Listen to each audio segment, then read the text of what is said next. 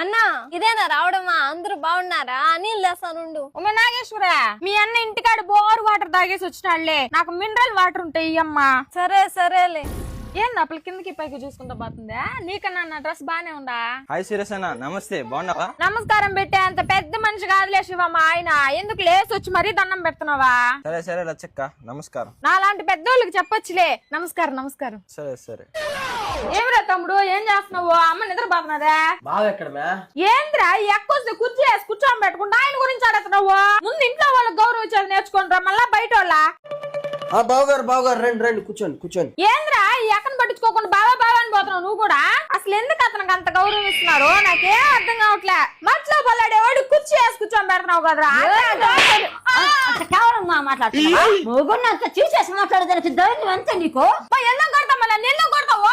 అందరూ ఆయన పక్కనే మాట్లాడుతున్నారు. ఆ మట్టి పిసుకునేవాడు అంత ఎక్కువ అయిపోయినాడా? ఇంకొక మాట మాట్లాడేమంటే కూతురని కూడా చూడను, నిలవని నరికేస్తా. ఏం నన్ను మాట్లాడటం?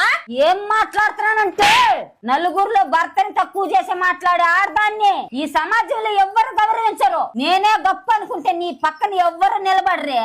అహంకారాన్ని పక్కన పెట్టి చూస్తే అందరూ నీ చుట్టే ఉంటారు. అల్లుడు గారిని నీ భర్తని మట్టి పిసుకునేవాడిని హేళనగా మాట్లాడతావా?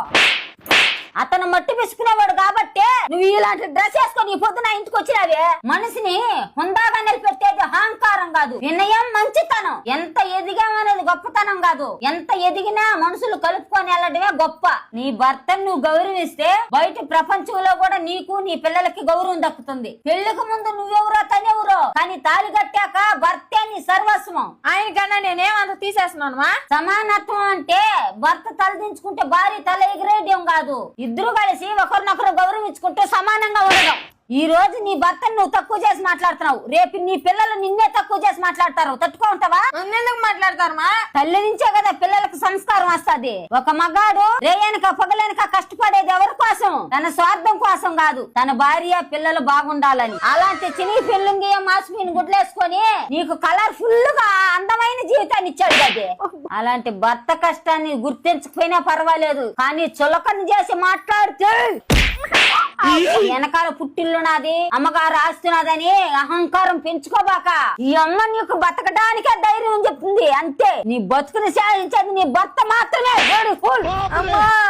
ఒక్కసారి నీ గురించి కాదు, నీ భర్త గురించి గొప్పగా చెప్పు. నీ చుట్టూ ఎంత మంది నిలబడతారు. బావా నీలాగే ఎవరు చూసుకోలేరు. మా అమ్మ చూడు ఎట్టు కొడుతుందా? అక్క కూల్ డ్రింక్ తెచ్చేదా? వదిన కూల్ డ్రింక్ కాదండి, ఫ్రెష్ జ్యూస్ తీసుకోరండి. లచ్చక్క, ఇప్పుడు పెడతా నీకు మనస్ఫూర్తిగా నమస్కారం. అక్క లే, కుర్చీలో కూర్చుందు లే. సూపరు.